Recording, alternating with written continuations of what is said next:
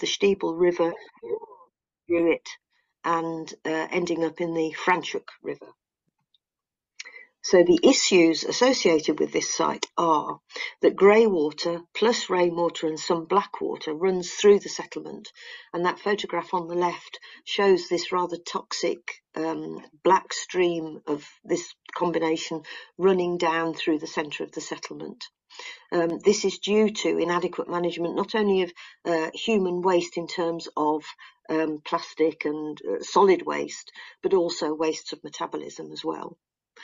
The table on the right-hand side shows the kinds of active ingredients in drugs and pharmaceuticals that have been found in the river water, including things like caffeine, a lifestyle marker, antidepressants, analgesics, illicit drugs such as MDMA and cocaine, and antibiotics.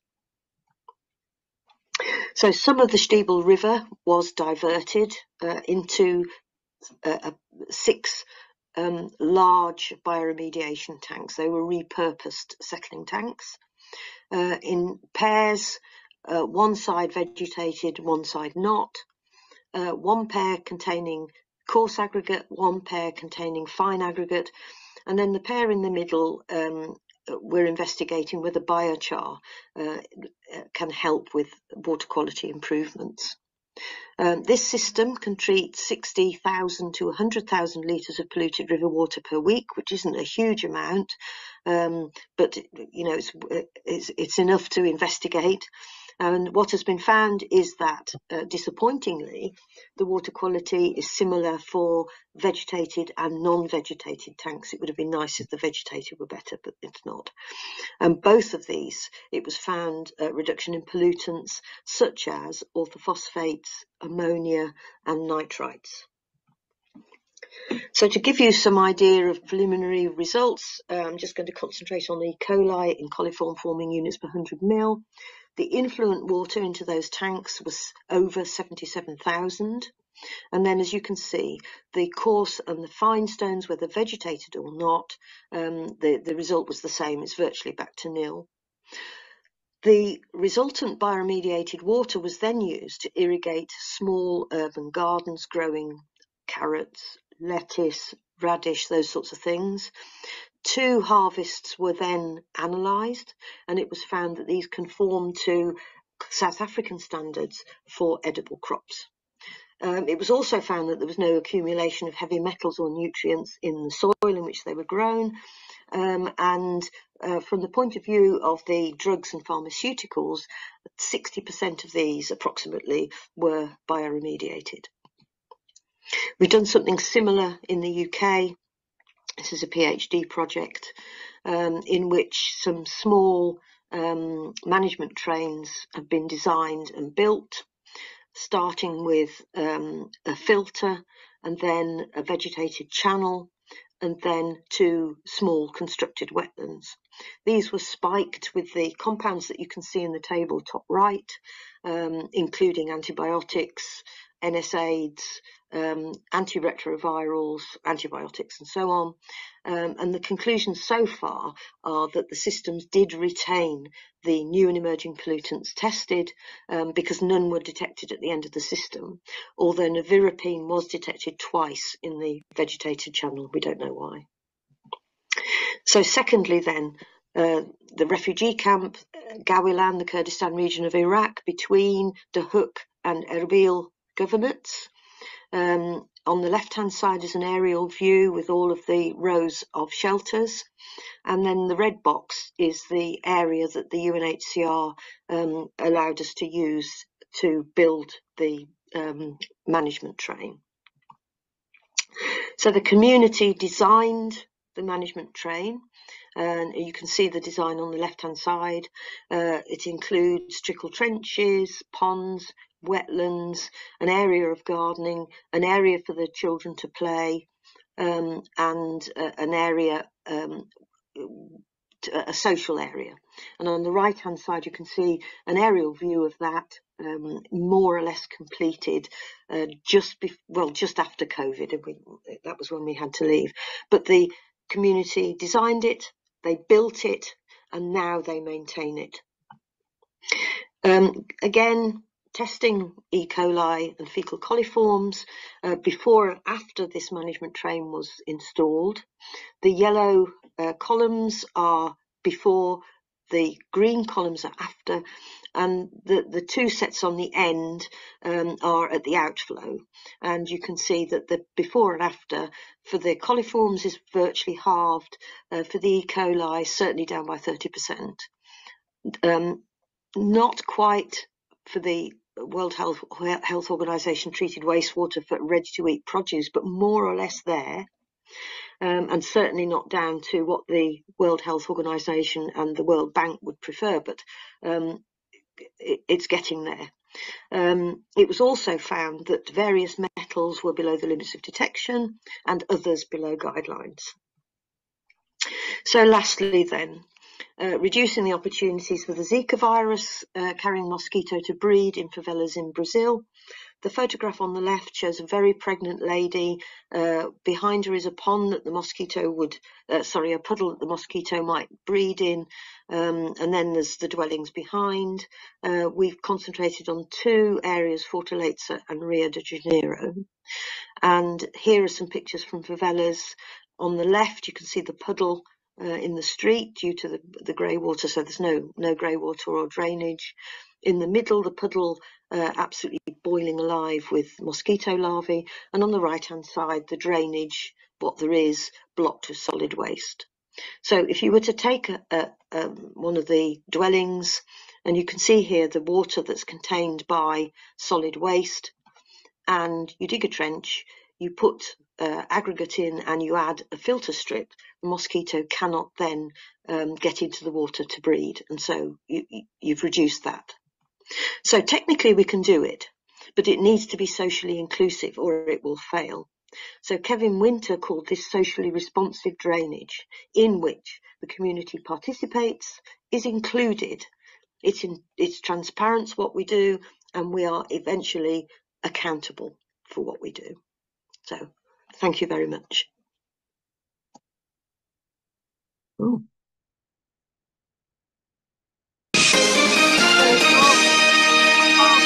Sorry. Being a fab. Ever noticed how? Thank you very much.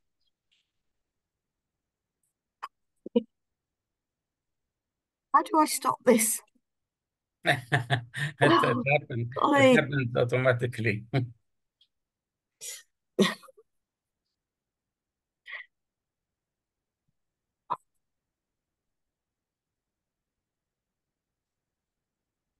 I think we need to go to the next presentation now. Yes. Sorry Okay. about any of that noise. No problem. Advertisements. Yes, I know. Right. So we go to the next one then. Yes, please. Oh. There we go.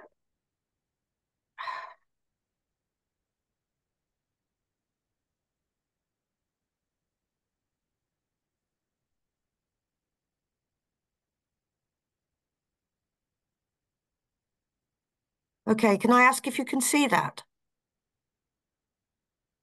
No. No. No.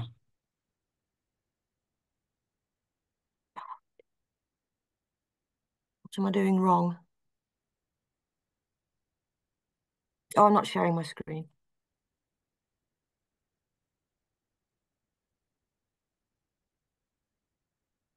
Yeah, it's starting. Yes. Yes, we can see it now. Good morning. I am Dr. Yasser Mahboub from Alanya University. The title of my presentation is Building Resilient Future, Case Study of Galala Cities' Urban Strategies. This study critically examines strategies for enhancing resilience in urban landscapes, focusing on Galala City, Egypt as a case study. The paper addresses challenges posed by rapid urbanization, economic uncertainties, and environmental threats, It emphasizes the crucial role of resilience in city planning. Urban resilience is the capacity of a city's systems, businesses, institutions, communities, and individuals to survive, adapt, and thrive, no matter what chronic stresses and acute shocks they experience. It responds to three converging global megatrends: climate change, urbanization, and globalization. Planning for resilient cities, urban future requires tackling challenges and creating solutions in a place-based, integrated, inclusive, risk-aware, and forward-looking manner. Resilient cities are cities that can absorb, recover, and prepare for future shocks: economic, environmental, social, and institutional. They promote sustainable development, well-being, and inclusive growth. Galala City is a notable example of the fourth-generation cities in Egypt. Located on the Red Sea coast, the city aims to accommodate Egypt's population growth and provide sustainable living spaces. It is designed to be an eco-friendly city, integrating renewable energy sources, green spaces, efficient transportation systems, and smart infrastructure. Galala City Master Plan aims to create sustainable, active, mixed-use public transit, new road systems, and public spaces that consider the existing ecological conditions. 2004 decision to establish the city. 2015 construction begins. 2017 the 82-kilometer long Galala Mountain Road is opened. 2020 Galala University started. 2025 the first phase of the project is expected to be completed. 2030 the city is expected to be fully complete. The first of the three phases of the city comprise a total of 2,372 acres and includes a variety of activities: residential districts, touristic villages, commercial, cultural, medical, educational, and religious institutions are all included. Construction of this phase has started in 2018. Galala University is the largest and only operational development so far. Occupies the central part of the first phase. This is the master plan of Galala City, Galala University, and these are photos of some of the buildings of the campus. It has medical schools, and it has science and art schools, in addition to dorms and residential for students, and a 600 bed hospital. At the center, there is a large convention center and building. This is part of Galala City called the Galala Downtown. It is fully constructed but not occupied at all. It is called the Galala Downtown. It has a long water feature starting from the high park of Galala, going down all the way between the buildings. These are some of the important buildings located on the Galala Plateau Corniche, which is a fascinating part of the city overlooking the Red Sea.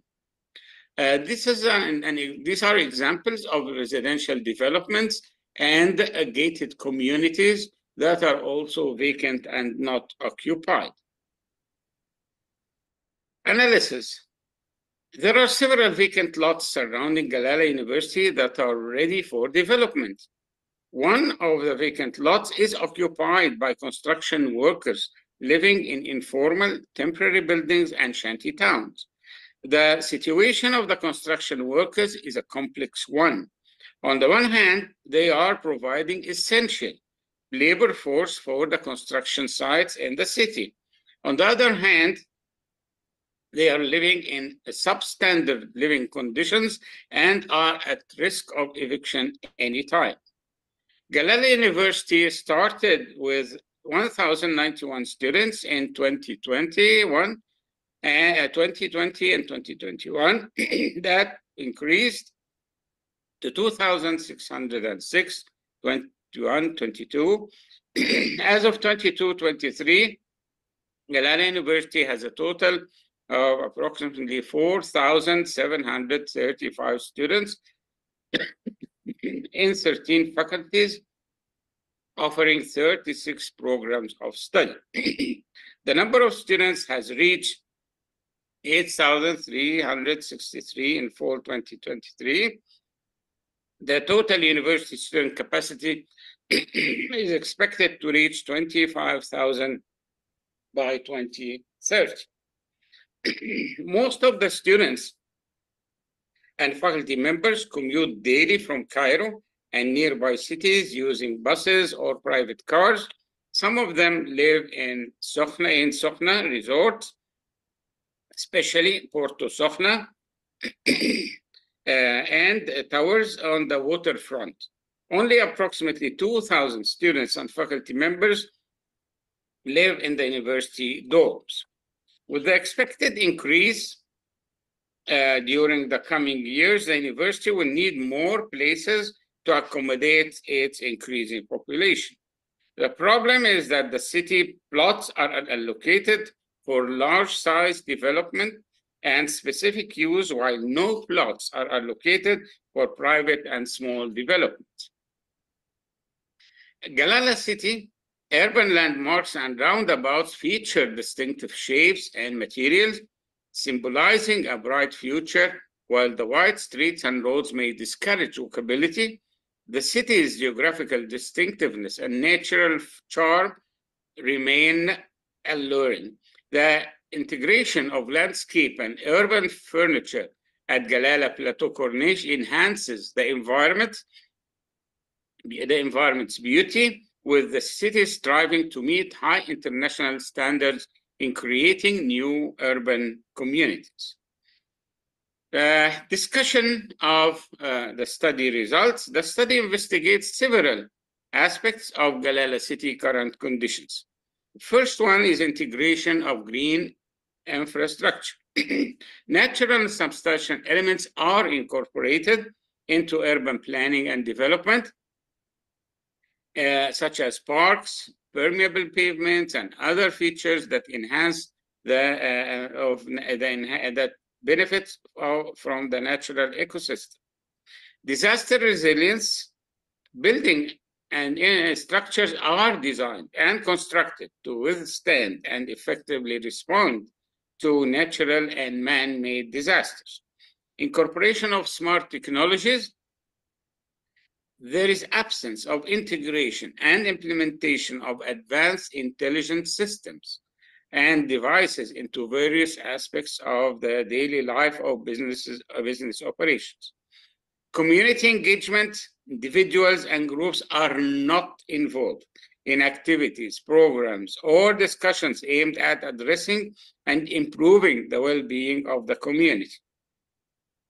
Economic diversification offers efforts and strategies aimed at expanding and broadening the economic base is not present. Instead, the city is relying heavily on a single industry or sector, namely higher education. Climate responsive urban planning. The design and organization of the city considers the local climate and aims to mitigate and adapt to the effects of climate change by incorporating sustainable and resilient strategies to address issues such as increased rainfall and floodings. Establishment of social safety nets. There is absence of creation and implementation of programs and policies designed to provide financial and social support to individuals and families facing economic hardship or other vulnerabilities. Implementation of resource-efficient practices. Adopting strategies and actions that aim to optimize the use of resources while minimizing waste, energy, water, materials, and time.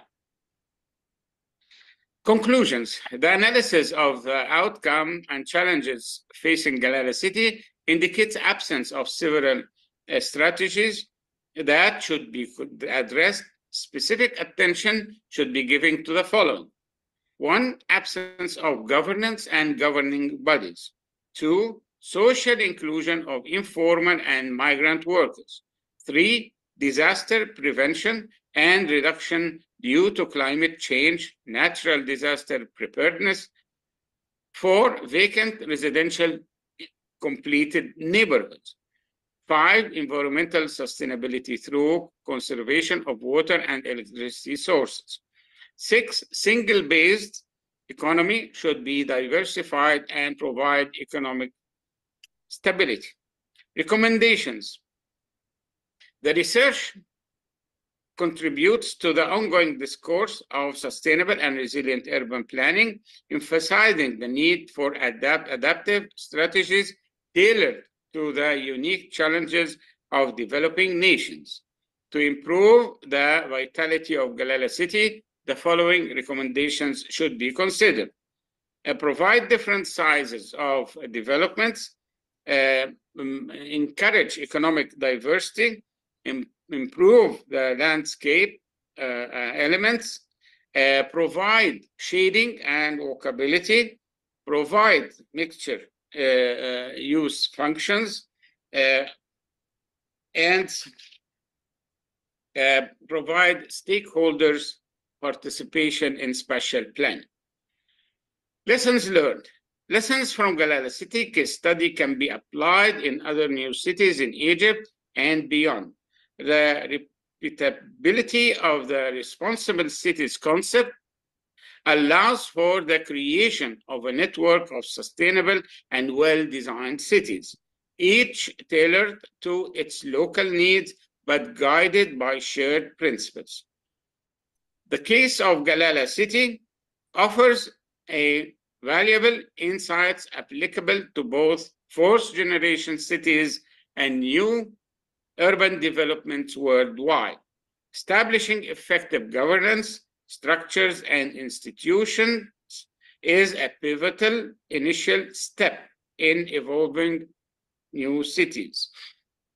Ensuring diversified range of housing options become imperative to cater to various economic strata, thereby. Thank you very much for listening.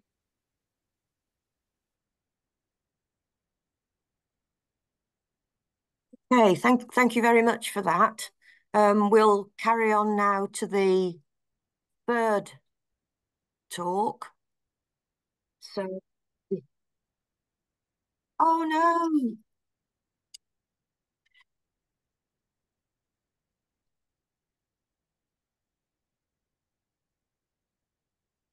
I'm sorry.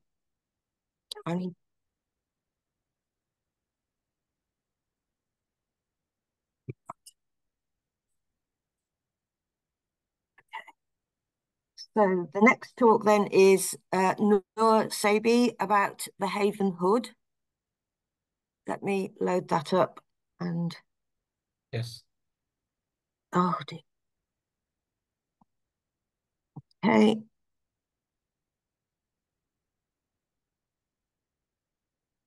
Share my screen.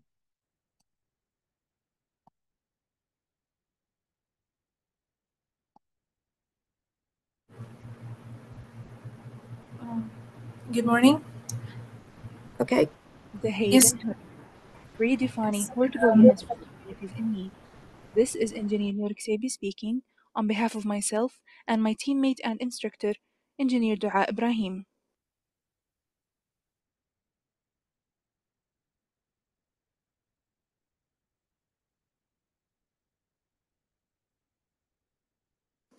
Everything is in constant flux and change, through day and night, through summer and winter, year after year, from birth to death, life flows in a timeless cycle. Nowadays, it is needed to add a new phrase: through life variations, peace, and war, life flows in a timeless cycle.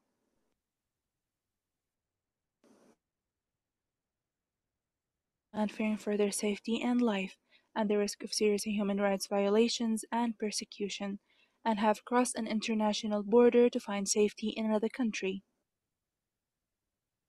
With the refugees' numbers increasing, their need for shelter is a must, but there are many other facilities that they also need to help them restore dignity and self-reliance, improve their social positions, and create an enabling environment for resilience. After being displaced, refugees cling to anything that gives them strength to face life challenges. During that, they lose their rights in healthcare and education, and their dream of a better future vanishes day by day. According to UNHCR, there are more than 100 million refugees around the world at the time, most of which have fled Syria to neighbor countries. Turkey hosts most of them, with the number 3,600,000 refugees. These refugees face water scarcity, food scarcity, overcrowded camps, and future uncertainty. As observed by the Global Shelter Cluster projects, facilities need to be accessed easily to have an efficient shelter, such as healthcare, education, nutrition, safe and dignified water, and sanitation facilities. A proper shelter should be providing the following points: security, privacy, healthy environment, dignified life, interactive community, accessible facilities, sense of identity. The good application of shelter and facilities is predicted to enhance the life conditions for refugees and increase their self-reliance. Furthermore, it is essential to integrate between shelter and nature by sustainable methods, since these are the main elements of this project. That could be approached by using local materials, adapting the natural climate, and reducing the shelter's construction environmental impact. Considering the refugees' condition, it is impractical to use permanent housing, since the refugees flee temporary and they are in urgent need for shelter without any delays due to construction work. Therefore, transitional shelter appears to be a feasible solution, but needs additional features to assure flexibility and adaptability. The key concepts of the Havenhood project are shelter with other needed facilities, flexibility to adapt different cases, and sustainability throughout the project lifespan. These goals will be achieved within a neighborhood or city scope, relying on the basis of cash for shelter programs for home with capabilities, capacity building, and developing skills for home in need, allowing them to leave refugee camps and resume their lives. In addition, this project would pave the way for other projects dealing with natural disasters and flood victims, and low-income pilgrims visiting the two holy cities, Mecca and Medina, by providing the needed facilities for each case on its own. This creates a prototype that can be applied anywhere on Earth, with some analysis and brief studies. Container architecture, or cargotecture, is a type of architecture that is related to the reuse of steel shipping containers as a structural element and/or an architectural envelope to host any human activity. It provides units that have sustainable approach and flexibility. As a result, it was found to be a suitable solution. As shown in the diagram below, these functions are to be placed within the shipping container, and the users can change them according to their needs. This adds another feature to the design called transformability. In order to keep up with the increase of refugees' numbers, shipping containers can expand either horizontally or vertically. This adds another feature called expandability. The architectural program of the project includes shelter units with different forms and numbers, school units for all levels. The school units could also be used as training centers for youth and adults at night. Healthcare units, shared facilities, including masjid, laundry room, markets, and a bus stop, and outdoor facilities including gathering zones, playgrounds, and harvesting areas. Further studies. Considering the structural system, the shipping containers are a structure themselves. and they are designed to be placed above each other without supporting columns. Considering water supply, the wind power water pump is to be used to transfer water from any nearby river to the houses for daily uses purposes, and from the rain collecting pools to the harvesting zones for irrigation purposes. The final result of the project gives the refugees hosting countries a chance to replace random camps with visually organized, self-reliant camps, where refugees can rely on themselves and enhance their life conditions, depending on renewable resources for energy and water, train and build up skills to help them maintain their neighborhood on their own, maintain their health within the neighborhood healthcare units, and help their children get the proper education to become capable individuals. That was all for the Havenhood, redefining portable units for communities in need. You were with Engineer Noor Ksebi. Thank you.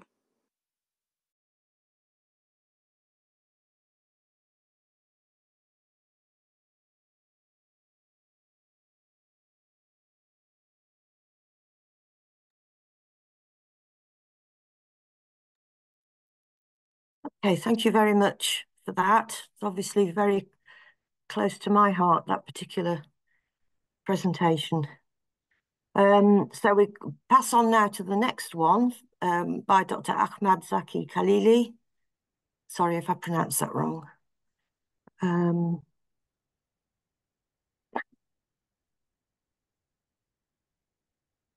No,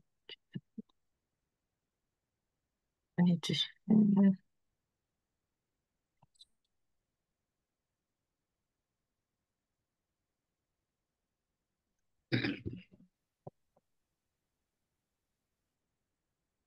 Hello, thank you for having me. I'm Ahmed Khaliliya. I'm from Arab American University in Palestine. I'm going to introduce my article, Herbicide, the City of the Gaza. In this article, we are going to understand the war that happened after the 7th October. We are going deep by herbicide methods that used by the colonial authorities to redesign the urban environment by demolishing homes, public spaces, infrastructure, etc.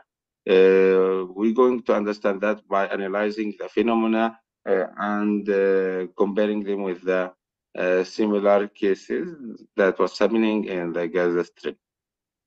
We should understanding the human behavior and how the wars bring the human to the barbaric behavior back and to the idea of genocide, killing, displacement, etc. Herbicide is a concept that appeared clearly after the Bosnia and Serbia war after 1992. It means that air bomb is scared and it causes by physical, social, political, cultural, and civilization destruction of the city.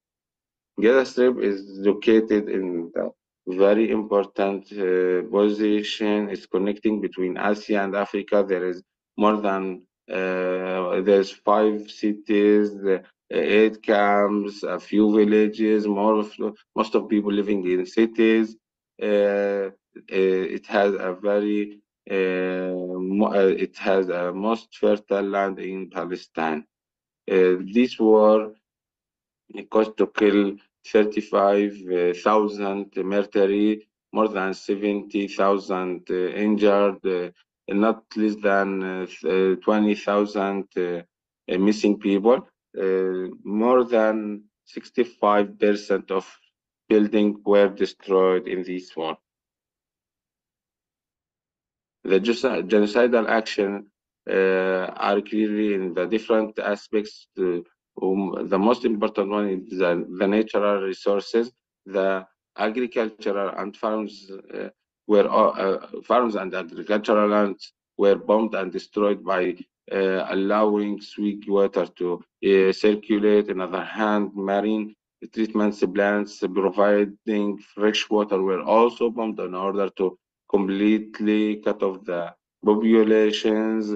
The Israeli army filling the tunnels with seawater, which make that land not usable will not be usable for the long time. The buildings are under the genocide because it's destroying all the houses, most of the houses in the Gaza.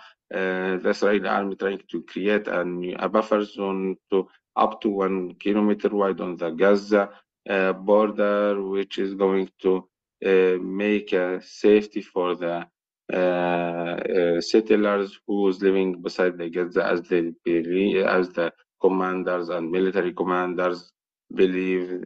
As we understand, he said that their homes are not see to when they going to return to their homes, they will not see the Shujaiya district. So as we see, this is the Shujaiya district appear in the under photo, the bottom photo. Architects and designers have their rules. They divided Gaza to different types. They divided it to more than 62, 6,623 blocks and numbers resembling basin.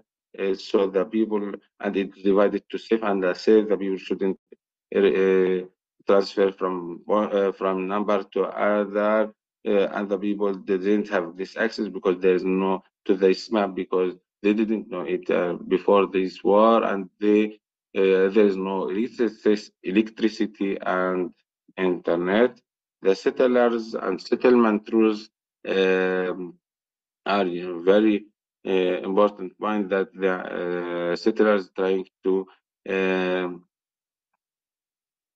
make implement this type of security technique to divide Gaza as an isolated islands separated from each other. This is a success way to this that the secure make a security for the Israeli in West Bank, and they're going to try it again in the Gaza Strip. One of the Israeli settlements, who's an extremely right Jew, said that we will build a Jewish city in the city of Khan Yunis and name it Honat Yona. He's trying to create a new narrative for the Palestinian cities.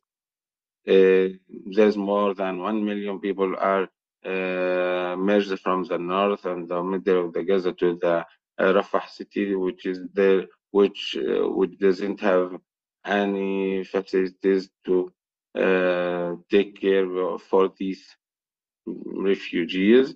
The situation destruction used as a tool for herbicide, more than 5,000, 30 most square being were destroyed. Most of hospitals are stopped working. The biggest one is Shifa Hospital, were also destroyed twice. Schools used as a classroom. The classrooms were used as sleeping rooms and rooms for command surveillance and monitoring for the events of the field, and used as a synagogue. Routes also used as routes also used as a tool for herbicidal. Most of routes and roads and streets were destroyed. There's no asphalt in Gaza now. Most of roads have a checkpoint. There is meant to roads that connecting between the north and the south also under control. The Israeli army created new construction and new roads. One of them is known as 7,049 roads, which is going to be used as an army road. Gazian people have their acts and resist or in front of their herbicidal actions. They going back to their homes and trying to protect their communities, reactions, societies. All what did they believe? They rebuild their tents on rubble of their houses. They use the animals for transfer from site to another. They reclaim their communities, so they try to live together as a community, as a social, as a group, as a one hand. They sharing their ears together. especially in the month of Ramadan. All what did they have are put in together and eaten the rubble of their homes. They're trying to celebrate and make a fun, laugh, make a hopeful for all the people who are around them. They're celebrating their birthdays, they're celebrating and they're trying to finish their master degrees, trying to preparing themselves to continue their doctorate after this war, as seen in these pictures. Lastly, people in Gaza trying to do what they can to make a love, to make a hopeful for the people, to help themselves living and continue living, to make city of Gaza livable, which is completely destroyed after this war. The Gazian trying what they can. The rule now is for Palestinian and other architects and planners to prepare themselves to reconstruction the Gaza after this war and how it's going to be, how could be redesign Gaza with protecting the community and the collective memories and etc. I'm going to finish by the Eyal Weizman report that he's referred that Israel doesn't offer any humanitarian conditions to refugees before, during, and after leaving their places. Free Palestine. Thank you for having me. I'm really interesting to listen to your comments. Thank you.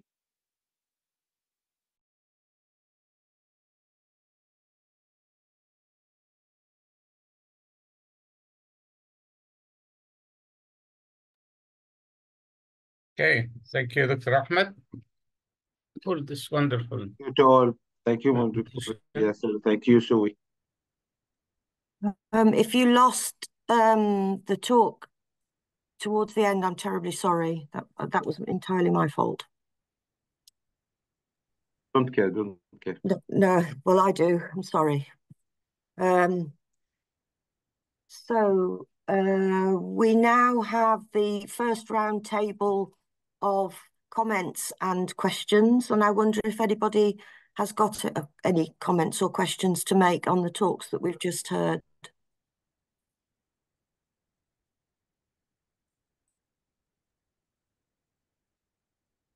Either put your hand up or shout the question out if you've got one. Good morning, everyone. Hello. Hello. So firstly, I have a question for you, Dr. Su. I don't know if I pronounce the name correctly. That's fine. It's fine. Okay, so thank you so much for all the great presentation of all the presenter.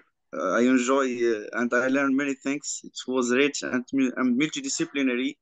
The first question is for you, Doctor, is about the use of this technique, sustainable technique for a small scale, for example, in the garden of a house as a tool of landscape design. Mm-hmm. So to use it in, for example, make a garden more attractive, it is possible, or it can be a source of, for example, bad smells, insects. So what did you think about that? Yes, I agree with you. It has to be carefully designed. Especially for grey water, not for black water, for grey Yeah, water. Oh, no, not for black water at all.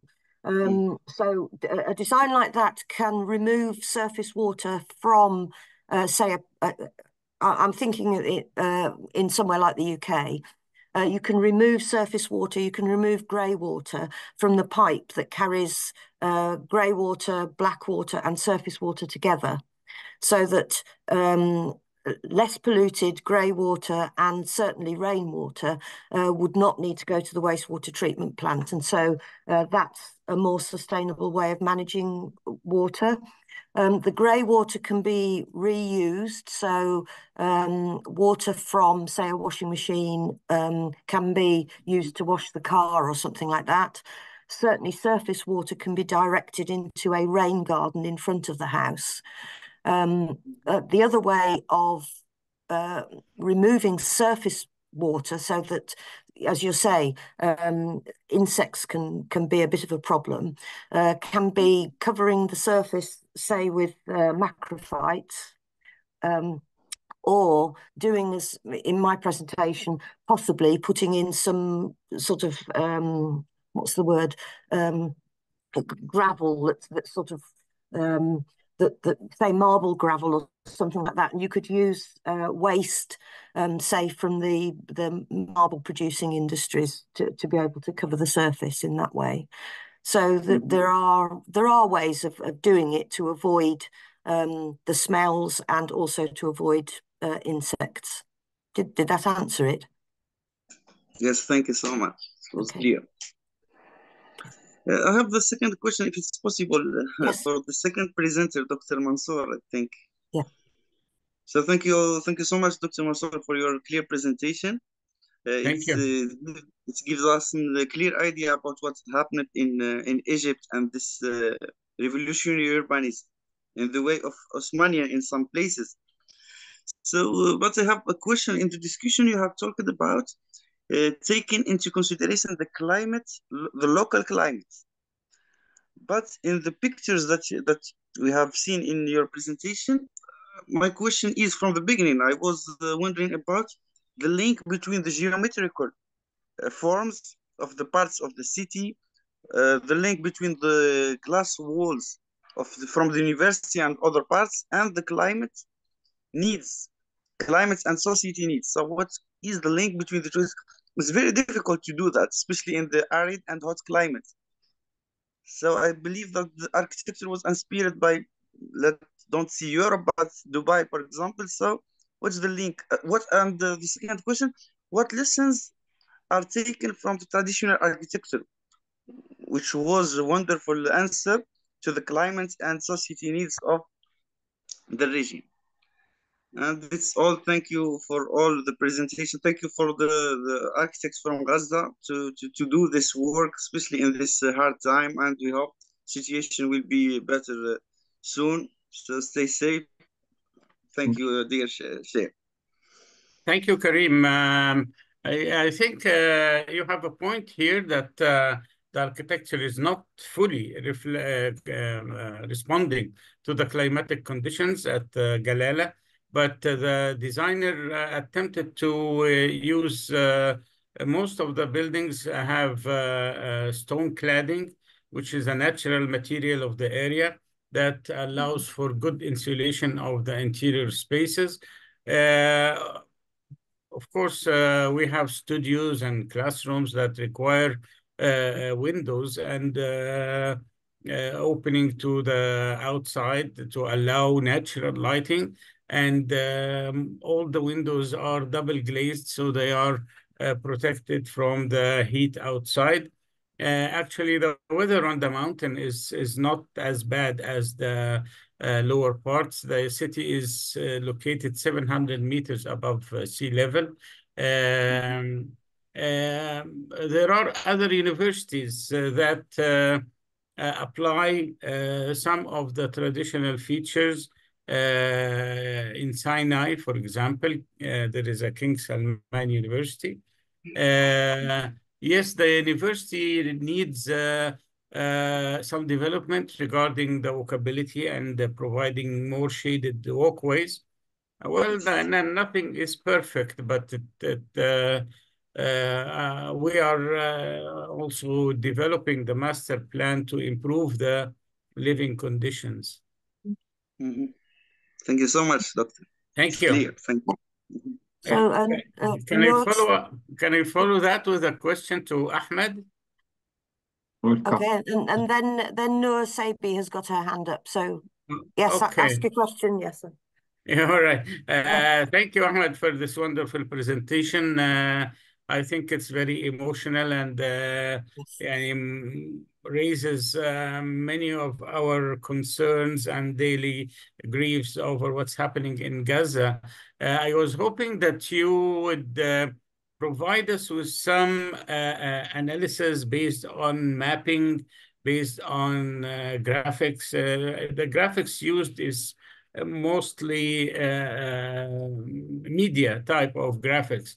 But I was hoping to see plans, areas before and after October 7, and even continuous monitoring of the destruction happening, because I think this will be very important for the reconstruction of Gaza afterwards. At least knowing what happened when and how did the built environment change according to these aggressive and war activities. I think this is a very important type of research that is it's a historical moment that you are living now. I think you have a responsibility to document it architecturally, environmentally, planning in a comprehensive way. Thank you very much for this wonderful presentation. Thank you.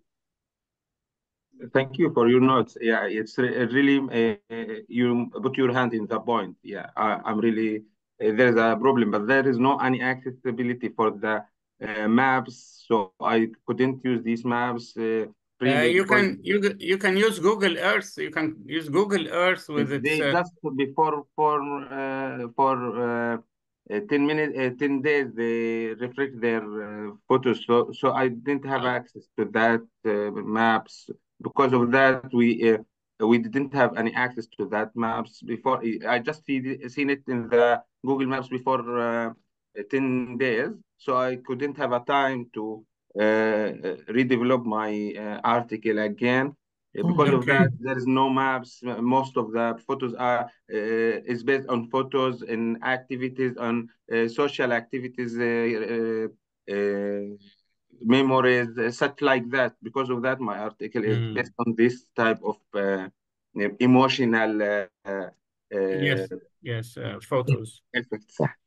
Okay. Okay, thank you very much. Thanks. But it may be a documentation more than an article. It's just trying to document something, not as an scientific article as we know an academic specific. Thank you. And you will do. You will do. Thank you. Thank you.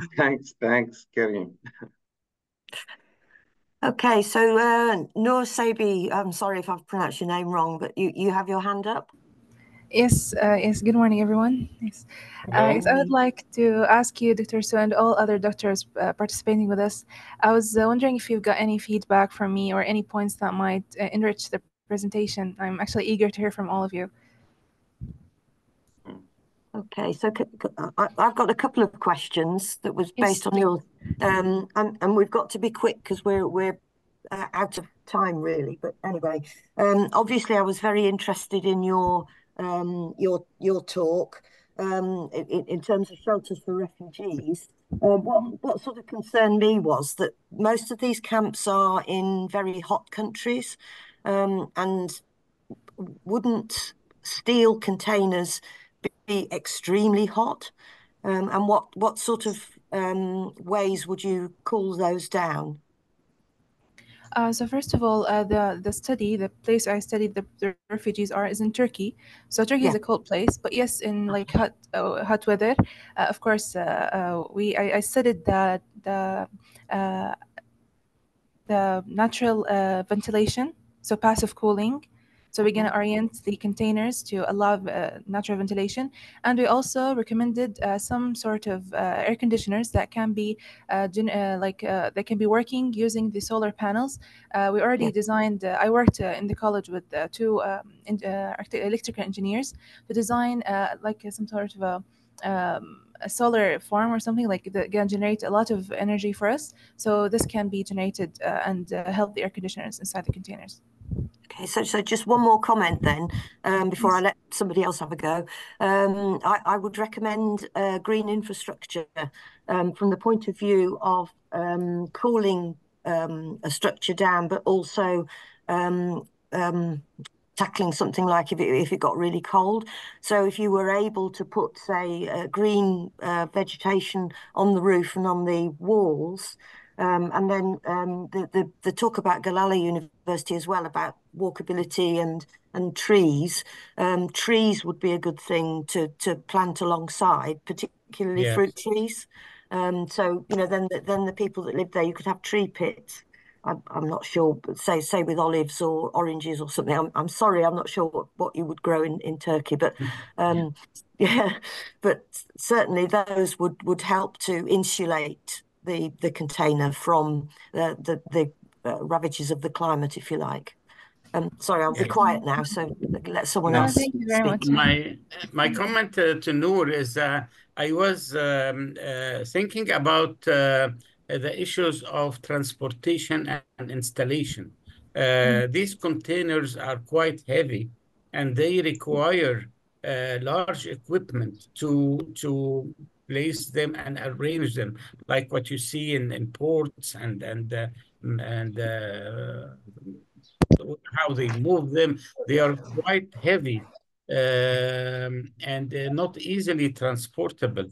I think if you can think about smaller size of pieces that people themselves can assemble instead of having all the labor and equipment, I think it will make it more feasible to do. So I'll take that in consideration. Thank you, Dr. Yasser. Thank you. Could I add a point for this point? Yes, please do, but be quick because we're a bit late. Sorry for that, but Oh no, don't worry. why we shouldn't thinking about the stable building? Why we should all times thinking in a movable architecture? Maybe the stable is not good for the government, but it's good for the people. This is the main point. Maybe we should thinking as a refugee, not as a government, as a other side. We should be thinking in the inside people. How does they trying to live their life? How could they doing what they want without wanting to be movable, not a stable. The stability is the thing that all a community trying to achieve. So this is my point that I'd like to add here. Thank you. Do I have time to maybe answer this, Dr. Sir? Yeah, quick. But can you be quick? I'll try my best. Yes, I did take that into consideration in the beginning, but here's the thing: when I did the case studies, I noticed that all of the projects, the stable, the concrete structure projects for refugees, were facing the problem of not being able to expand. So refugees are increasing, but the houses are so small for them, so that they're like having like maybe 10 people or something in a room for two. So that's what the first point of the project is, to be expandable, to help them to expand according to their need. Plus that they're hoping to go back home someday. They're hoping to go back home, so maybe they can also like take these units with them to their home until they build their permanent houses in their home. The other comment that I would make about that is that very often refugee camps become permanent, unfortunately. And so most of them didn't go back. Most of them stay. So yes. But they're still hoping to go back. Oh yeah, absolutely. The Palestinians still more than 70 years. They're still hoping for going back, but they didn't. So they didn't have to stay in the containers and tents and etc. Yeah. Mm-hmm. Anyway, I think we need to move swiftly on. So we're going to the. So anyway, thank you very much for your comments and questions, and thank you very much indeed for the presentations. I'm afraid I'm thanking myself really by doing that, but anyway. Thank you. Thank you very much.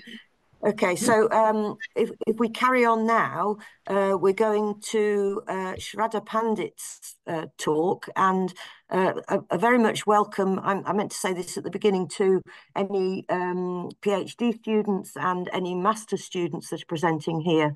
That's really good to see, enthusiastic young researchers giving presentations. So thank you very much. Okay, I'm going to start that now. Oh, wait a minute. I've got to share my screen.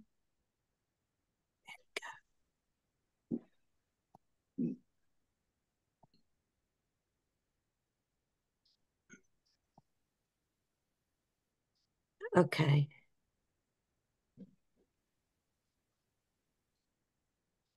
Can you see the presentation? Yeah. Yes, yes. You can, because I can't.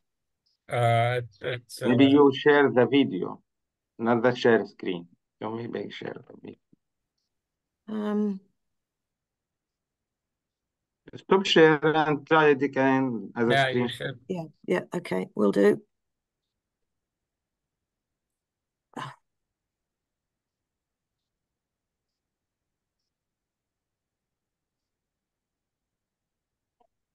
Sorry.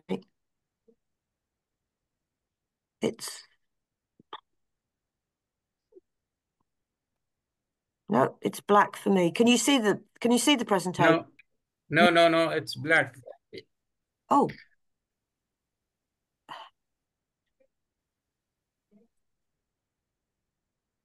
Okay, I don't understand this.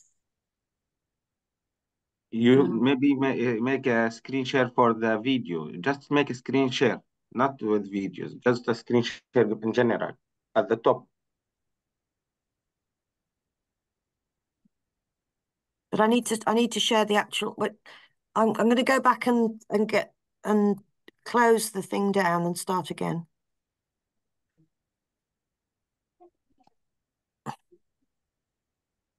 Right. Dr. Sue, do you have any problem? Yes. Would you like me to share it from my side? Yes, please.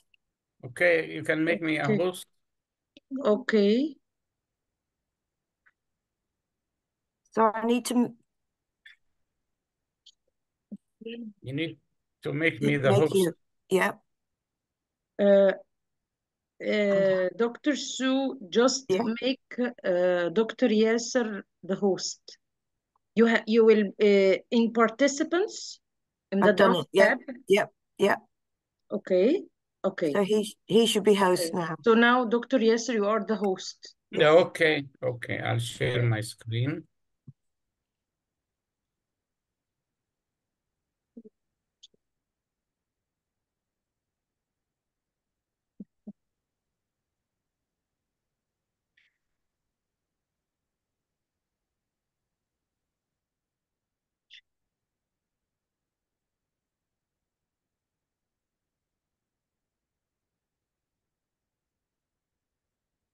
Morning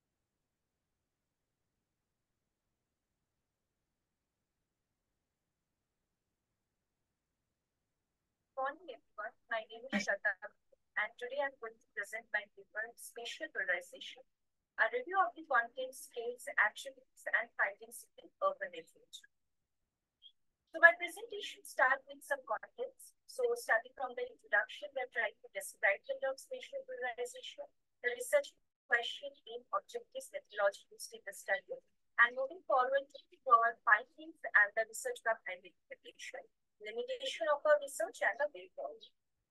So to give a very brief overview of the term spatial polarization, so it is an important or emerging term which has been a topic of interest in the urban literature in the recent past, and it always used to define or reflect the growing gap between geographic location.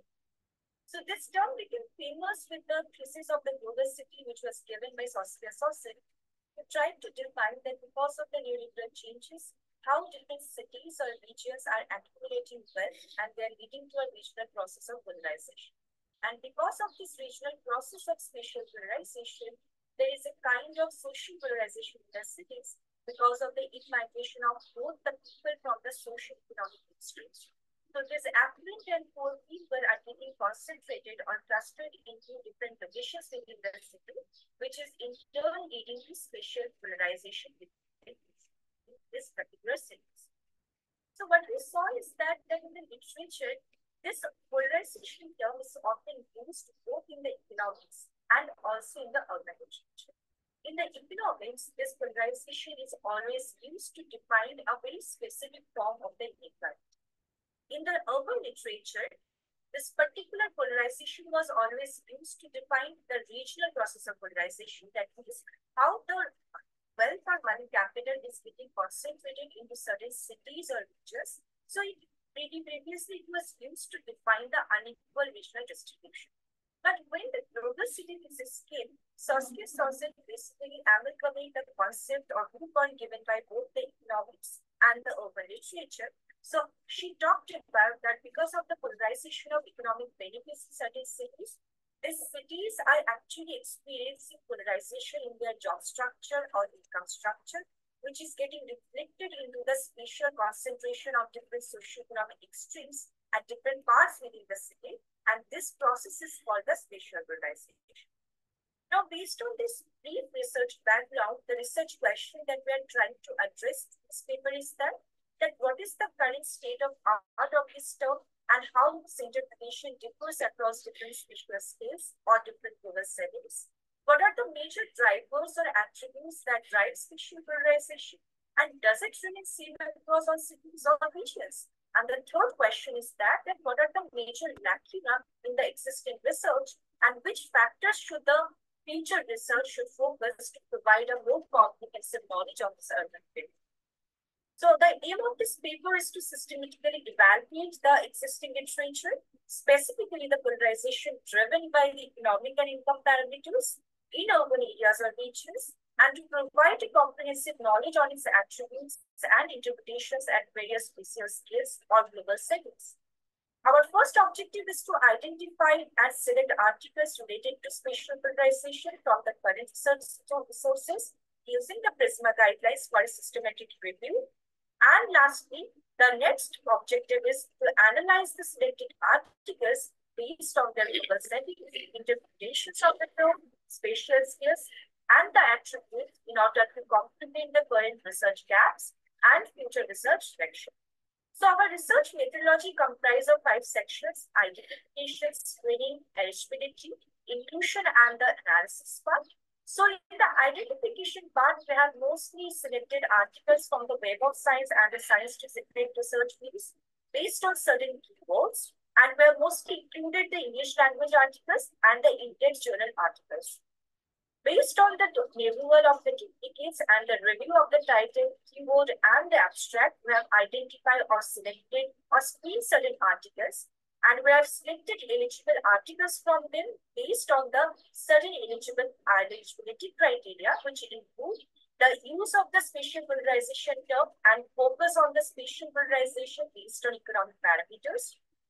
The articles which are provided both qualitative and quantitative view of spatial polarization, and if it has provided a quantitative view, if it has a proper provision of research methodology to measure such kind of phenomena, and it also has a significant contribution in the urban literature. So ultimately, we have selected 31 articles for the full text review, and we have analyzed these articles based on their global context, their major research concerns, spatial scales, indicators, the analytical methods they have incorporated, and the key findings they have given to our urban literature. So what we find out is that spatial polarization at different scales had different meaning. At a regional scale, it always relates to the concentration of the human or money capital in certain cities or regions. So it has a more economic manifestation. But when we come down to a micro scale, like an urban scale or a neighborhood scale, it basically relates to the clustering of the high and low income groups within the city fabric. So it has a more of the kind of spatial manifestation. This particular phenomena is driven by the particular local context of the city, which can broadly be divided into 4 parts: the kind of historical and cultural context, like the ethnic divide or racial segregation within the cities; political and institutional factors like the urban bias or the urban processes, uneven expenditure within the city-state; the socio-economic context like the globalization, the parental or intergenerational wealth, the self-segregation between different income groups; and lastly, the physical context, which is related to the housing market or the distribution of different facilities within the cities, or the concentration of different art and heritage, or the geographical proximity to different resources.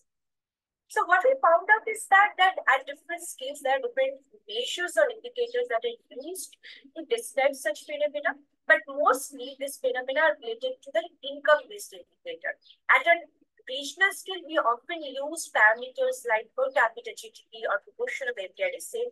But when we come down to a very micro scale, like an urban scale or a neighborhood scale, we see that mostly the indicators are related to income, like the neighborhood average income, or the median neighborhood income, or the annual household income, or the income-related indicators like the temporal distribution of different income groups. There are different analytical methods that often the research use, like the index of concentration or index of similarity, or the spatial population analysis.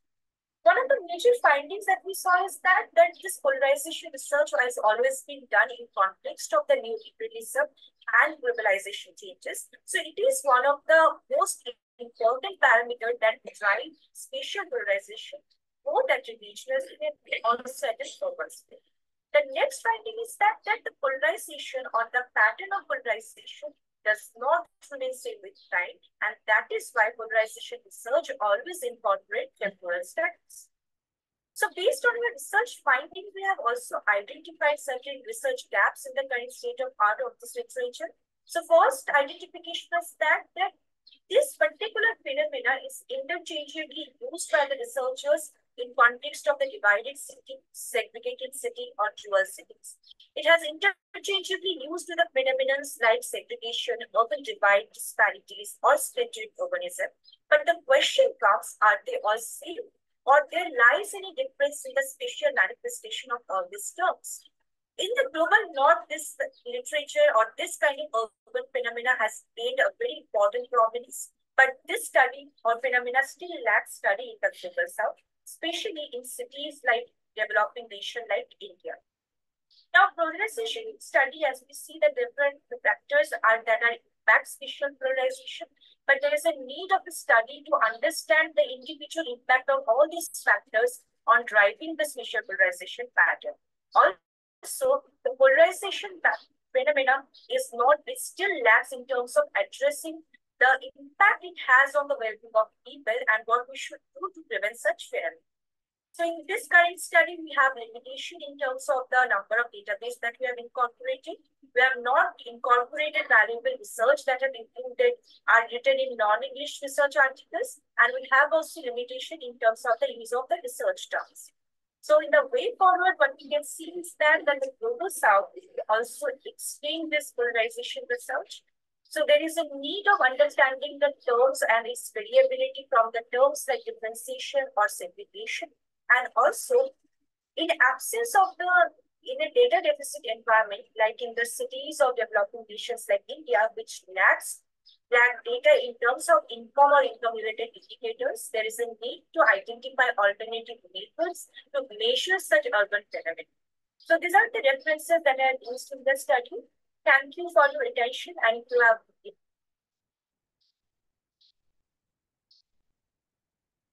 Okay, thank you very much.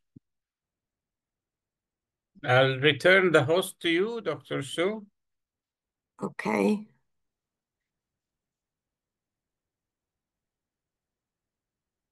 So let's hope I can do the next one correctly.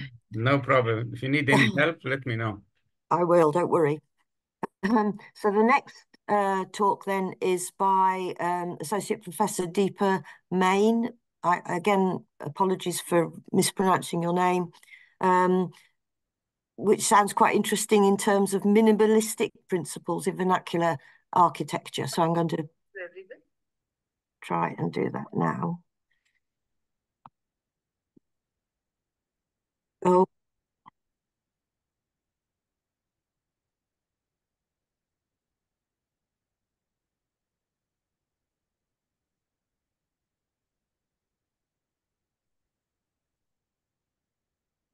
I shall share my screen.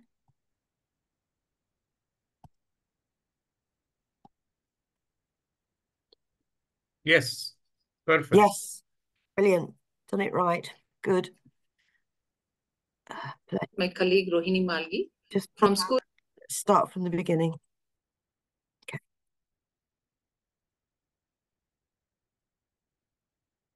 A very good day to everyone.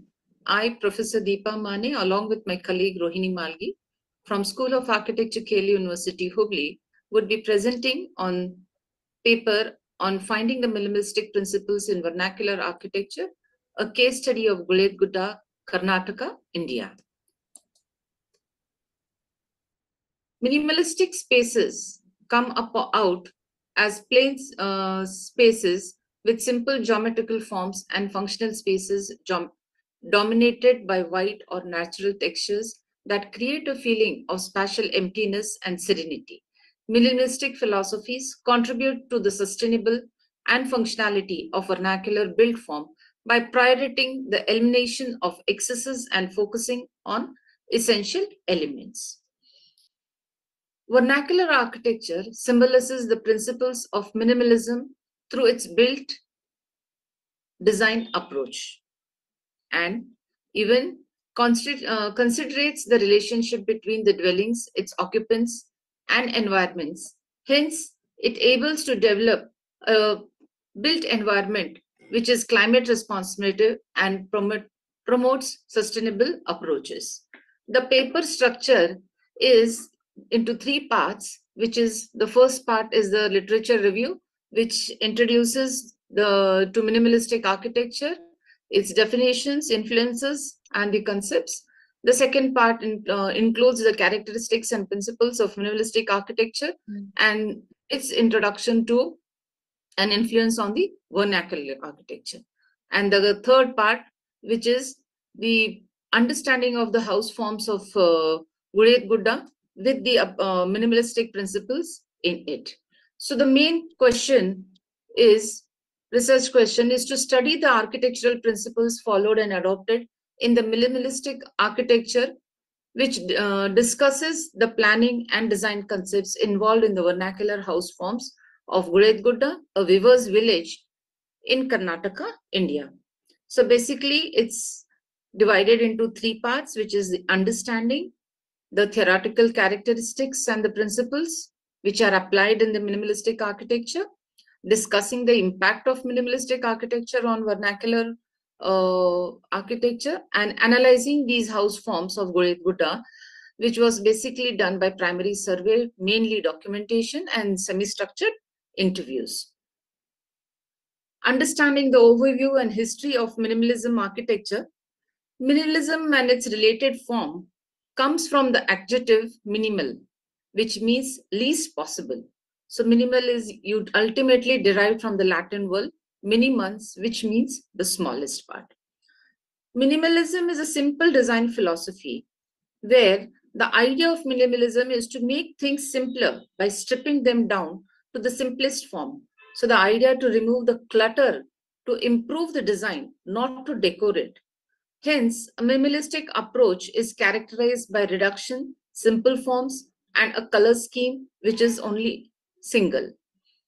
The figures here shows the correlation and the influences on minimalism and the sustainable approaches, how it even interacts between the actions and the lifestyles, which is in the socio-cultural influences also. So coming to the minimalistic principles and the different sustainable approaches and its characteristics. So the characteristics of minimal architecture is reduction to essentials. Secondly, simplicity, bareness, cleanliness. And third, the space, place, and emptiness. And similarly, to understand the principles, it divides into space organizations, multi-purpose spaces, the structure and constructions used, the material and details, and the color forms in it. Coming to the study context, Gudda is one of the famous towns in Bagalkot district in Karnataka in India. It is famous for the khana, which you can see next to in the picture around. So the product is famous in the names, which is called as the Gud khana. It is a lady's blouse piece. So this product is famous in India and in the international market also. Gule Gudda includes two words, which is Gule and Gudda. Gule means migration, whereas Gudda means hill. So hence, this is known as a place of migration. To understand the social cultural background of the place, this place is famous for as a weaving industry, and it is one of the ancient traditional occupations which is in this region. It had two statuses in the past period society. In the Middle Age period, weaving condition developed, and through demand and need, this cloth for the society has become an international cloth today. And this is the basic livelihood of many families in Gule Gudda. The climate over here is hot and dry, which is 35 degrees and winters to 18 degrees, with an annual rainfall of minimum 18 mm.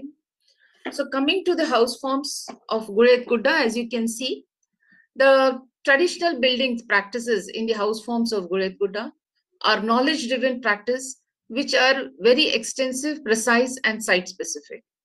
The logic of construction is conveyed not only through the building sections, but evidently presents itself on the elevation. As such, the structural material tends to be the most visual expressive on the facade. So timber used in indoor and window shutters, or the minimal used fascia bands, through such expressions, one sees the structure becoming a generator of the visual language. The corridor running through this typology, the inner part of which is the inner part of the building, is a unifying factor and is a well-known thought solution for the circulation and exchange of air within the compound and the surrounding rooms. Secondly, the spatial flow of the corridor in relation with the rooms is very well defined and harmonious. The design of the roof tends to reduce the rays of the sun, and the skylights allow diffuse lights in the rooms. The hierarchy order in the spatial arrangements of the rooms is in a sequel. This typology, a sense of unity is created with the central courtyard space for ceremonial activities, during which time the members of the household come together in the courtyard, and the central space of the courtyard literally enhances the interaction and the sense of unity of the people, which further strengthening the respect and cultural values they have for one another. The next typology, this house is in a linear arrangement with respect to the different functions. It is a single floor structure, which is cubical and in rectangular form with respect to the different functions. Spaces are arranged in proximity based on their functions and privacy considerations. Additionally, an exterior stone staircase in the backyard offers to reach the staircase level, terrace level. This design approach reflects both functionally efficiency and traditional architectural elements, blending practically with cultural and aesthetic considerations. So functional minimalism, simplicity in the service of concept idea, produces unconventional floor plane with a lot of free connected spaces which have fluid sense released with redundant boundaries. The next typology, this facade system is penetrable and impenetrable. The spans between the two columns, which is a non-load bearing panel centered on the which the opening is, and the fenestration of the opening range from a door window, a casement, and a clear story windows and fixed perforations. So the range becomes important in the visual vocabulary of Gule Gudda. The height of the openings is only constraint factor. Ideas of balance and symmetry limit the location of each panel. The openings are commonly spanned through a timber or a stone lintel accompanied by an equally visible sill of the same material.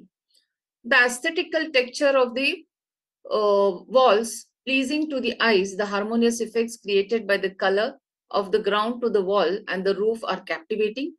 Decorative ornamentations only emphasize the entrance. Most of the buildings have a characteristic katta, that is an external projection of the plinth at the entrance threshold, forming a semi-public space between the buildings or in the street.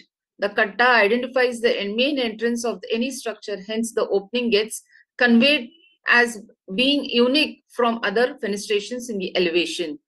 The structural use of the timber is most often seen in the roof form as a long section of the wood and beam and the column. A visual language develops out of this blend of common materials such as mud, bricks, timber, stone, and wood being used not only in coexistence with each other, also simultaneously in different roles. The section sizes attributes the type of usage all envelop to a form which is flexible yet a cohesive construction system. Walls absorb heat and light hours and slowly release during the cooler nocturnal hour. Earth, mud, walls, or plaster show to control relative humidity inside the building. These possible contributes of earth as a building material are emphasized in the houses of the Buddha. Due to harsh climatic conditions that dictate this zone, the material palette showcases low energy methods for a climatical appropriate outcome.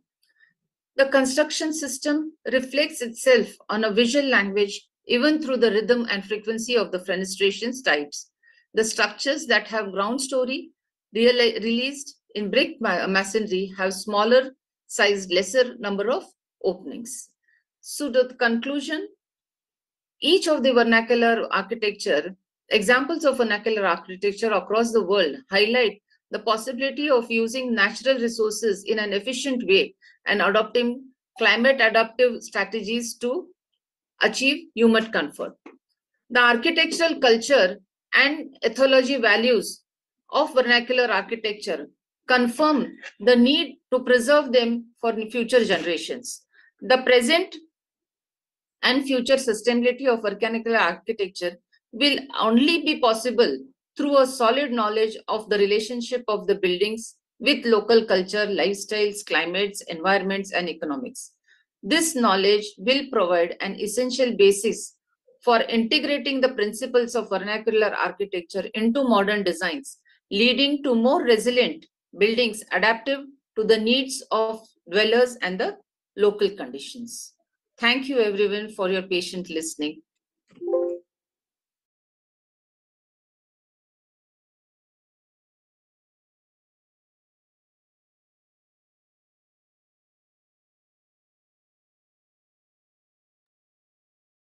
Right, thank you very much for that. We will now go on to the next talk, which is Dr. Assia Lifa, about peri-urban and urban agriculture based in Algeria.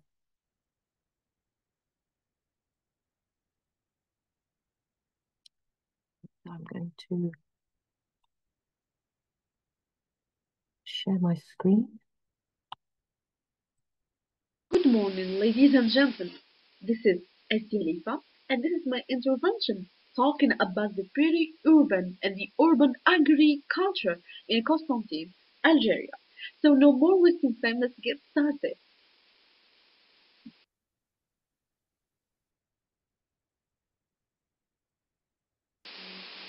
The introduction talking about peri-urban agriculture in the areas surrounding cities represents a tremendous potential of regional development. At Sarawak in 2014, it's a valuable resource for the region and a source of wealth. It's managed and maintained properly. Over the past 2 decades, peri-urban agriculture has been organized as a multifunctional activity that goes beyond simple life, meeting food production needs. The multifunctionality of peri-urban agriculture is not a new concept in itself. The agriculture has always played multiple roles.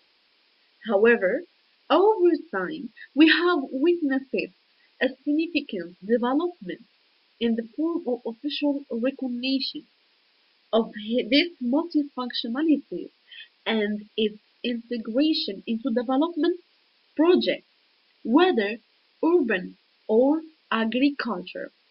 CSS 2012.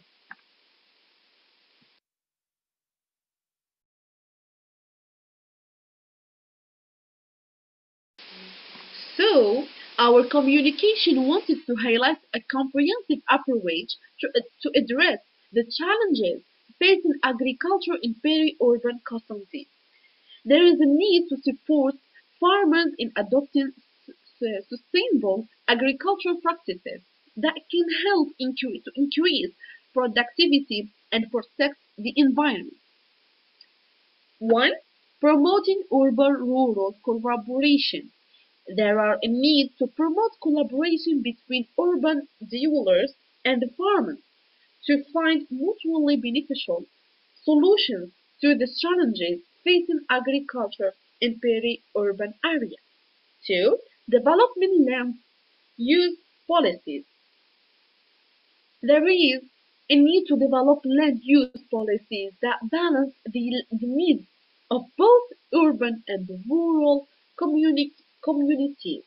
By taking these steps, it's possible to create a more sustainable and equitable future for agriculture in peri-urban Constantine.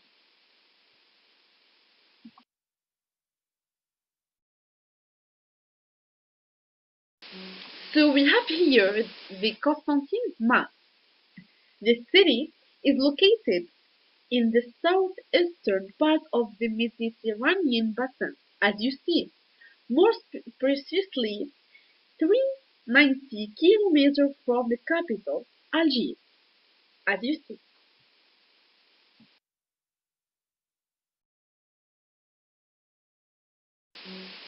The site of Constantine is characterized by physical constraints, steep slopes, landslides, prone areas, etc.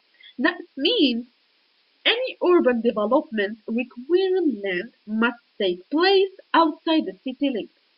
Its privileged central position, 430 kilometers from the capital and 80 kilometers from the sea, allows the province to spread over an area of 20 to 97.2 kilometers square, representing 0.09% of the country's total surface area since the last administrative division in 1984. The wilaya of Constantine is characterized by a varied relief.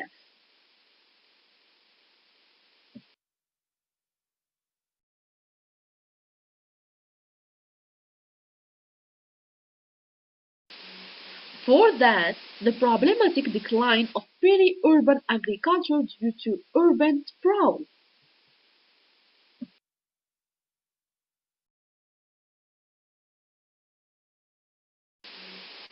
The relationship between the city and the countryside in Constantine is one of mutual dependence. The countryside serves the city by providing it with food and other goods. In return, the countryside benefits from the services that the city offers. This exchange is beneficial to the development of both the city and the countryside. The population of the wilaya province is concentrated in Greater Constantine for 80%. Urbanization has spilled over from the city of Constantine and its satellites into the surrounding agricultural territory. After independence, the relationship between the city and the countryside began to change. The rural area on the outskirts of Constantine, with its many advantages, quickly became of interest to planners. It became, it became the target of a significant investment policy and the recipients of local, religion, and even national infrastructure projects. The rapid urbanization of Constantine has triggered conflicts between urban and rural spaces. agricultural spaces and urban and industrial spaces in an area where the boundaries have become blurred.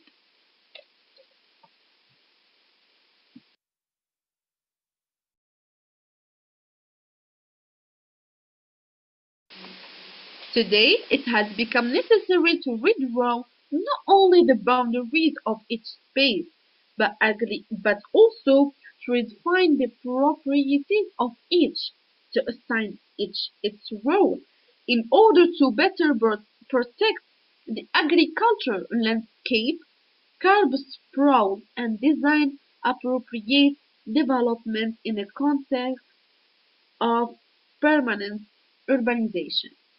Despite decreases affecting agricultural land, Greater Constantine has managed to preserve its food and economic function.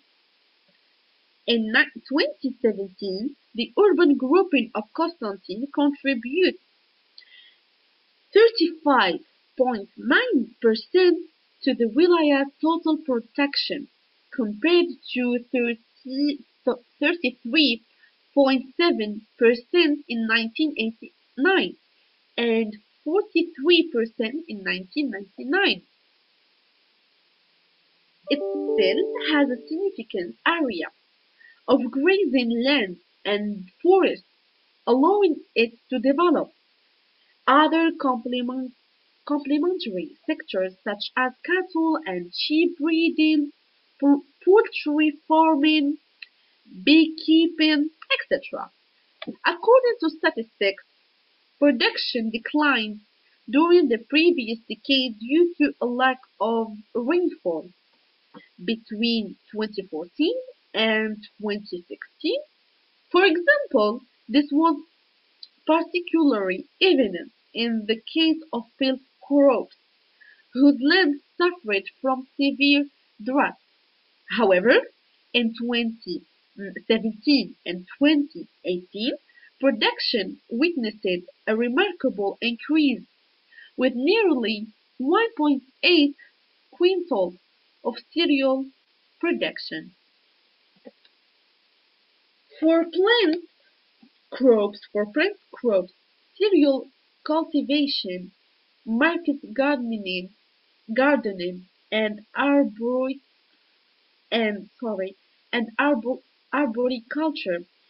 are the mainstay of agriculture in Constantine. Greater Constantine contributes the wilayah's total plant production with 38.98% in 1999 and 33.44% in 2040.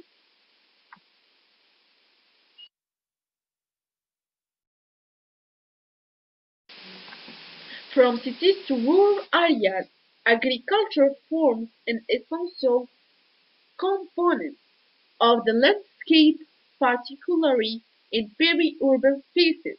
It serves as a resource and a source of wealth for these areas. When managed the nurtured effectively, given its importance, agriculture is recognized in many countries as a multifunctional activity, extending beyond its role in meeting production demands. This multifaceted natural is not a new concept, as agriculture has always played diverse roles. For peri-urban agriculture, this multifunctionality is often linked to the needs of urban population, giving this giving this form of agriculture a new dimension.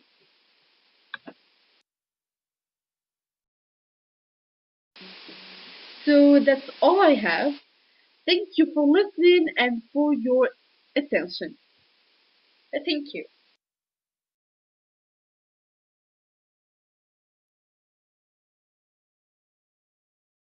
Thank you very much.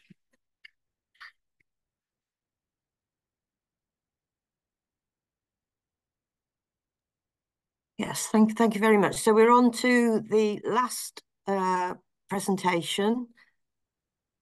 Let me just get this up. So this is Olufunmilola Adeteyo Obakin about abandoned urban housing projects.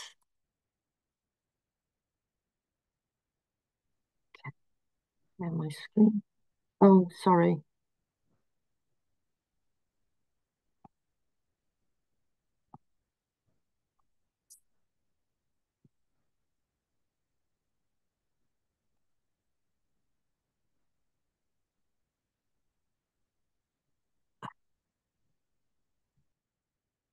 My screen is black again. I'm just going to play it. Oh, no, there it is.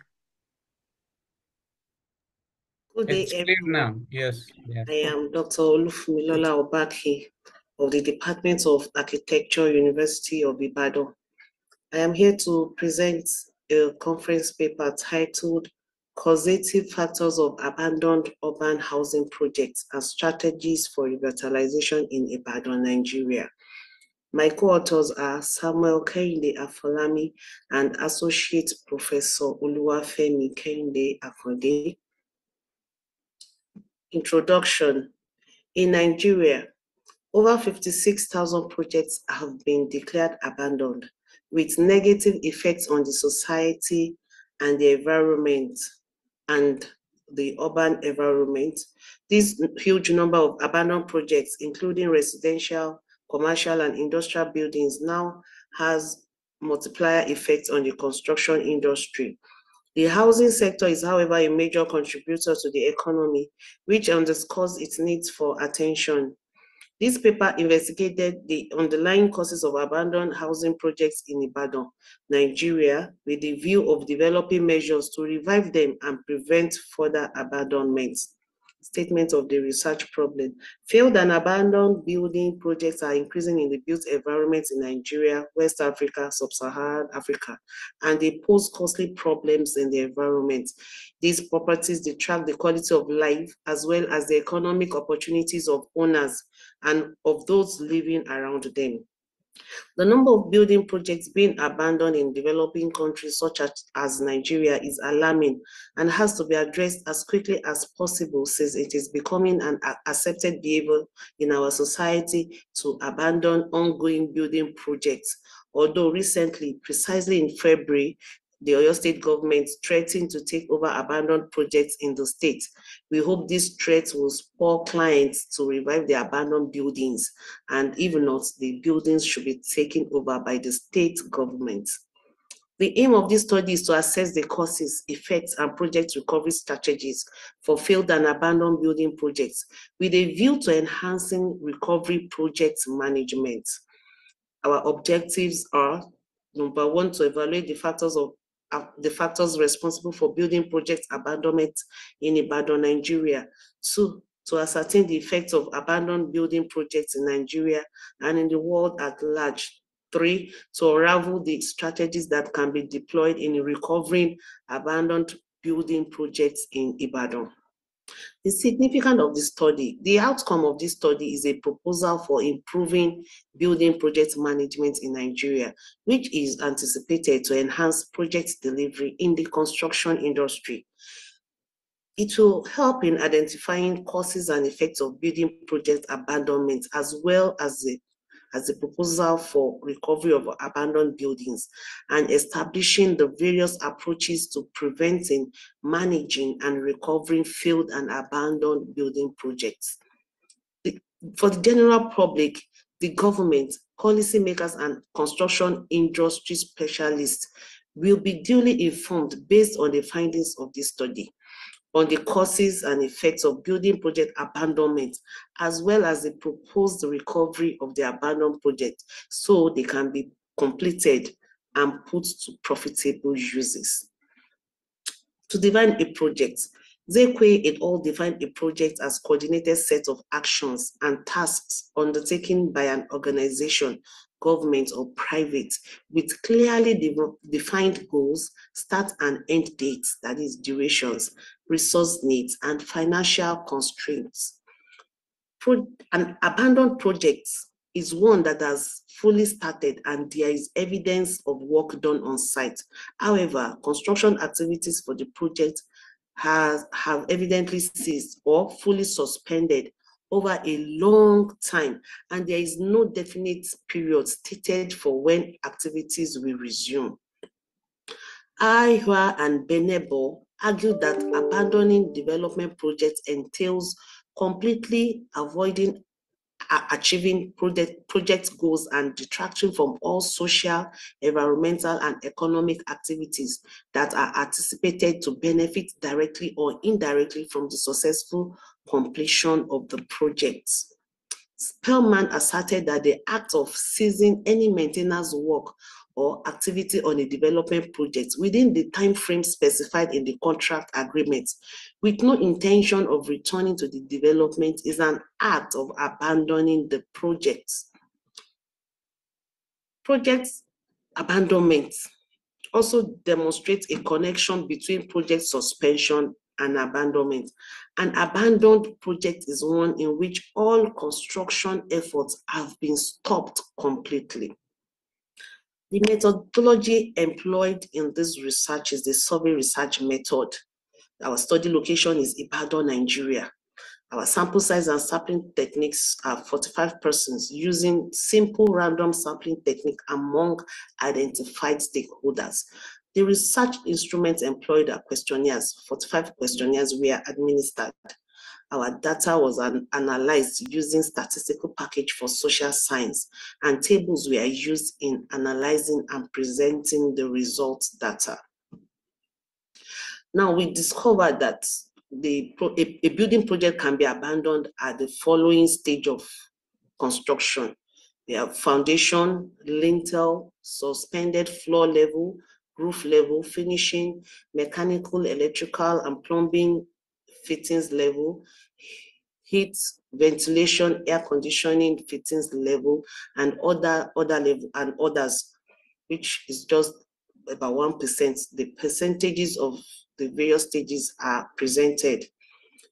Now, we discovered the following causes of building project abandonment in Ibadan: inflation, death of client or sponsor, bankruptcy, insolvency of contractor, scope creep, changes in government policy, delays in materials and equipment procurement, breach of building contracts, inaccurate estimation, land disputes and litigations, appointment of incompetent project managers, failure to assess client financial capacity, project complexity and technicality, faulty design, unmanaged project delays, delay in payment of contractors, and natural disaster. The following are the effects of building project abandonment in Ibadan: increased criminal hideouts, deteriorating standard of living, perpetrating other forms of illegal activities such as raping, drug abuse, hideouts for armed robbers, and so on, kidnapping, building decay and dilapidation, breeding ground for deadly organisms like snakes and scorpions, insects. Then it affects government revenue. It leads to waste of materials. It leads to holding down of useful capital. Environmental devaluation, firm's reputation is affected, public health and safety is affected, reduction in employment opportunities. Now, the following can be employed in recovery of abandoned building projects in Nigeria: employing good project managers, construction team, and workmanship, good communication among construction team, embracing continuity in government building agenda, employment of contractors with strong financial base, efficient planning at inception, regular supervision of ongoing projects, putting good development techniques in place, controlling inflation, availability of construction materials. In conclusion, to drastically reduce the negative effects of abandoned buildings, clients should undertake adequate project planning, possess enough funds for the projects, engage contractors that have strong financial capacity and integrity for their projects, Architects and other building consultants should once and for all at inception produce detailed and accurate design dictated by the cost plan prepared by the quantity surveyor who does the cost control from inception to completion of the project. Clients should form the habit of making payments to contractors promptly as at when due to forestall any form of delay. The government should also make strong efforts to reduce inflation, and when there is change of administration, previously commenced projects should not be abandoned. Thank you for listening. I await your questions.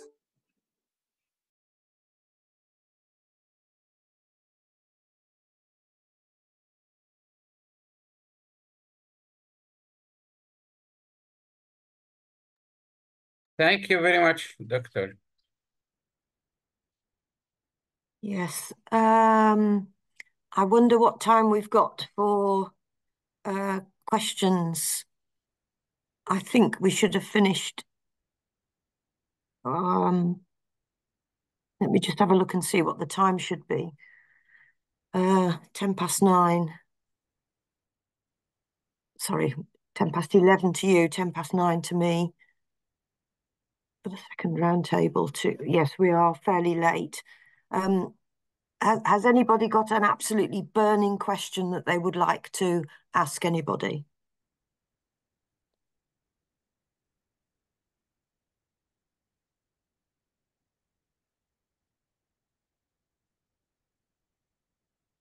There doesn't look like there is anyone. Can I make just one very quick comment to Deepa Mane about the minimalistic architecture? Out of interest, there's a set of buildings in the UK called Top Shops, where the people lived on the ground floor but conducted their business on the top floor, where they wove silk materials, and there were long sort of 3 or 4 individual buildings together in a long street, and they carried out the sort of climate resilient things that you were talking about. I found that very interesting. So thank you very much for that. So I wonder if yes, we should. Thank you so much. Yeah. Okay. Yes. Did enjoy that. Thank you. Thank you. So I think we should finish now, and I'm going to say thank you very, very much indeed to everybody. And as I said before, particular thanks to the students that gave presentations. So, Riham Nadi, what do I do now?